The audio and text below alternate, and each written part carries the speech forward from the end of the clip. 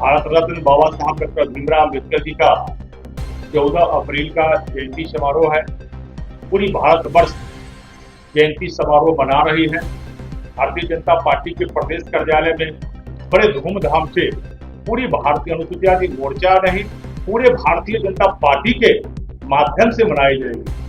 20 दिन का कार्यक्रम, अमूमन यह पखवाड़ा 15 दिन के कार्यक्रम मनाया जाता था, लेकिन देश के माननीय प्रधानमंत्री नरेंद्र मोदी के मार्गदर्शन में और हम सबके लोकप्रिय राष्ट्रीय अध्यक्ष, क्योंकि जब बिहार से राष्ट्रीय अध्यक्ष बनते हैं तो हमारी जवाबदेही ज्यादा बन जाती है।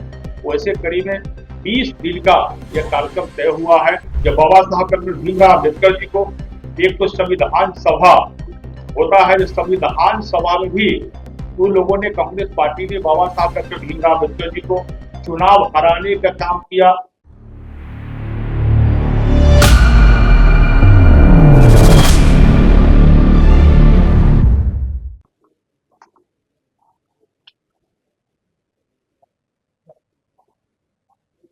आज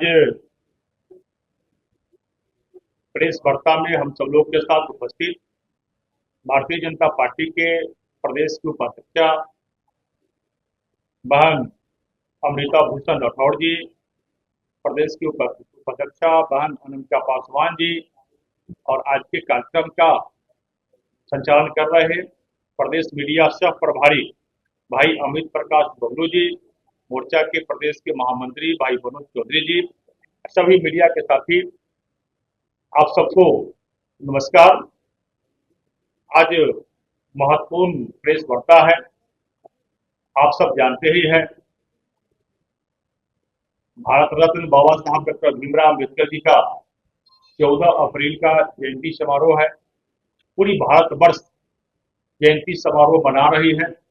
उस कड़ी में भारतीय जनता पार्टी भी निरंतर पूर्व के तहत जयंती समारोह मना रही है, लेकिन इस बार जो भारतीय जनता पार्टी का जो कार्यक्रम मनाने का है, वह बूथ स्तर से लेकर प्रदेश स्तर तक हमारा बाबा साहब डॉक्टर भीमराव अम्बेडकर जी की जयंती समारोह मनाने का जो कार्यक्रम है, उसी के निमित्त आज ये बैठक बुलाई गई है।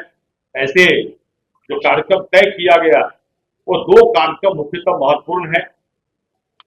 14 अप्रैल के बाबा साहब डॉक्टर भीमराव अम्बेडकर जी की जयंती भारतीय जनता पार्टी के प्रदेश कार्यालय में बड़े धूमधाम से पूरी भारतीय अनुसूचित जाति मोर्चा नहीं, पूरे भारतीय जनता पार्टी के माध्यम से मनाई जाएगी।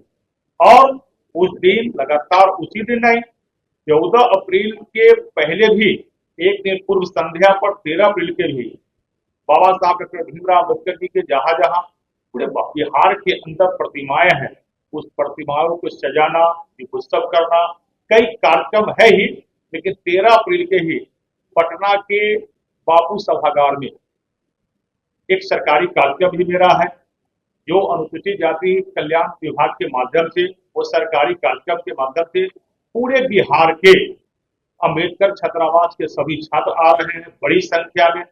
और उसमें बिहार सरकार के माननीय मुख्यमंत्री जी, उप मुख्यमंत्री जी, पूरी सरकार के माध्यम से वो सभी छात्रों को संबोधन तो होगा ही। बिहार के कई वरिष्ठ आईएएस अफसर का भी वो बच्चों के अनुभव का फायदा मिलेगा। 1-2 कार्यक्रम तय है, लेकिन उस सबको बीच भारतीय जनता पार्टी निरंतर ये कार्यक्रम करती आ रही है। इसकी सूचना आप सबको देना था। जो प्रदेश स्तर से लेकर बूथ स्तर तक 20 दिन का कार्यक्रम, अमूमन यह पखवाड़ा 15 दिन के कार्यक्रम मनाया जाता था, लेकिन देश के माननीय प्रधानमंत्री नरेंद्र मोदी के मार्गदर्शन में और हम सबके लोकप्रिय राष्ट्रीय अध्यक्ष, क्योंकि जब बिहार से राष्ट्रीय अध्यक्ष बनते हैं तो हमारी जवाबदेही ज्यादा बन जाती है। वैसे कड़ी में 20 दिन का यह कार्यक्रम तय हुआ है, जो बाबा साहब डॉक्टर भीमराव अम्बेडकर जी की जयंती के रूप में हम लोग ये कार्यक्रम बनाते रहे। आप सबको मालूम है, बाबा साहब डॉक्टर भीमराव अम्बेडकर जी का, जिन्होंने भारत नहीं, दुनिया का सबसे बड़ा अर्थशास्त्री के रूप में हम देशवासियों का सौभाग्य प्राप्त हुआ। जब स्वतंत्र भारत में प्रथम सरकार बनी, देश के बंटवारा के बाद भारत 2 विखंडों में बंट गया। 2 विखंडों के बाद स्वतंत्र भारत में जब पंडित जवाहरलाल नेहरू देश के प्रधानमंत्री बने, तो बाबा साहब डॉक्टर भीमराव अम्बेडकर जी कानून मंत्री बने इस भारत का, स्वतंत्र भारत का।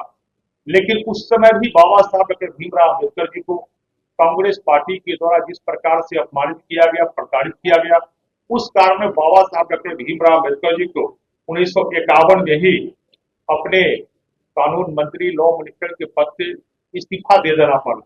इतना ही नहीं, बाबा साहब को निरंतर प्रताड़ित करने का ये कांग्रेस पार्टी का जो रवैया है वो चलता ही रहा। 1952 में भी जब बाबा साहब डॉक्टर भीमराव अम्बेडकर जी को एक तो संविधान सभा होता है, संविधान सभा में भी उन लोगों ने, कांग्रेस पार्टी ने बाबा साहब डॉक्टर भीमराव अम्बेडकर जी को चुनाव हराने का काम किया, प्रयास लगातार निरंतर किया। लेकिन उस समय संविधान सभा में कांग्रेस पार्टी के विरोध के बावजूद भी बंगाल में जिस समय जोगेंद्र नाथ मंडल उस समय संयोग से बंगाल के ही थे, जब देश के बंटवारा हुआ था तो स्वतंत्र भारत का प्रथम लॉ मिनिस्टर बाबा साहब डॉक्टर भीमराव अम्बेडकर जी बने थे और पाकिस्तान का प्रथम लॉ मिनिस्टर जोगेंद्र नाथ मंडल बने थे, जो पश्चिम बंगाल से आते थे। उस समय उन्होंने बाबा साहब डॉक्टर भीमराव अम्बेडकर जी को संविधान सभा में चुनाव के रूप में जो हुआ था उस समय समर्थन भी किया था। लेकिन कांग्रेस पार्टी ने निरंतर बाबा साहब डॉक्टर भीमराव अम्बेडकर जी को प्रताड़ित करने का काम किया।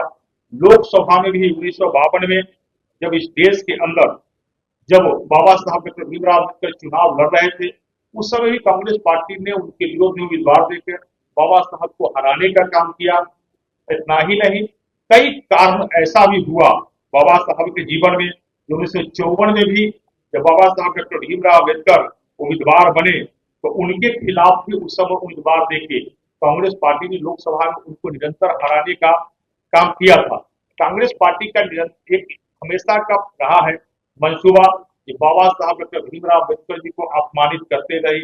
उस समय पंडित जवाहरलाल नेहरू देश के प्रधानमंत्री बने थे, लेकिन उनके द्वारा निरंतर ही बाबा साहब को अपमानित किया गया। लेकिन जो अपमान करने वाला पार्टी है, वह पार्टी जो विधानसभा लोकसभा में चुनाव होती है तो बाबा साहब के तस्वीर लेकर सामने खड़ा हो जाता है और कहता है कि हम बाबा साहब का सच्चे अनुयायी है। लेकिन जबकि निरंतर कांग्रेस पार्टी और उनके सहयोगी बाबा साहब डॉक्टर भीमराव अम्बेडकर जी को अपमान करने का काम किया। लंबे समय तक इस देश में कांग्रेस का शासन रहा और कांग्रेस के शासन व्यवस्था के बाद भी आप सबको मालूम है 1989 में जब इस देश के अंदर प्रथम बार गैर कांग्रेसी सरकार बनी और भारतीय जनता पार्टी के समर्थन से जब गैर कांग्रेसी सरकार भारत के अंदर बनी तो 1990 में बाबा साहब डॉक्टर भीमराव अम्बेडकर जी को भारत रत्न का सम्मान मिला। वो भारतीय जनता पार्टी के समर्थन से जो सरकार बनी, उस समय भाजपा के समर्थन वाली सरकार ने दिलाई जब वीपी सिंह इस देश के प्रधानमंत्री बने थे और 1990 में बाबा साहब का जो सम्मान मिला। निरंतर इतना ही नहीं, बाबा साहब डॉक्टर भीमराव अम्बेडकर जी को जिस प्रकार कांग्रेस पार्टी के लोगों ने अपमानित करने का काम किया और जो कांग्रेस बाबा साहब को अपमान किया, जो कांग्रेस पार्टी हमेशा आरक्षण विरोधी नीति अपनाती रही, वही कांग्रेस पार्टी जब चुनाव के समय आता है तो भारतीय जनता पार्टी और एनडीए पर आरोप लगाता है यह भारतीय जनता पार्टी संविधान विरोधी है और आरक्षण विरोधी। जबकि जो बिहार में अभी जो विपक्ष है वो विपक्ष भी आज वही कांग्रेस के साथ खड़ा है, जिस कांग्रेस ने निरंतर बाबा साहब को अपमान किया। और आप सबको एक चीज और जानकारी है, भारत रत्न जब 1990 में बाबा साहब डॉक्टर भीमराव अम्बेडकर जी को मिला, भाजपा ने केवल इतना ही नहीं किया, संविधान दिवस 26 नवंबर को, इससे पहले संविधान दिवस नहीं बनाया जाता था, तो देश के प्रधानमंत्री अटल बिहारी, जब हम सबके नेता, लोकप्रिय नेता, दुनिया का सबसे लोकप्रिय नेता नरेंद्र मोदी जी बने तो 26 नवंबर 19 को संविधान दिवस के रूप में हम लोग मनाते हैं और इसको निरंतर मनाते ही रहेंगे। 26 नवंबर को जो संविधान दिवस मनाते हैं वो बाबा साहब को सम्मान के रूप में हम लोग मनाते हैं। हम लोग याद करते हैं कि बाबा साहब ने भारत को संविधान दिया। इस कारणों से कई जब तो इतना ही अपमान नहीं किया, कांग्रेसिया ने तो बाबा साहब को, जो व्यक्ति जिंदा रहता है, जिंदा रहते हुए जो सम्मान को दिया ही नहीं, मरने के बाद भी जब बाबा साहब की मृत्यु हो गई तो 3 गज जमीन दिल्ली के राष्ट्रीय मार्ग में दफन करने के लिए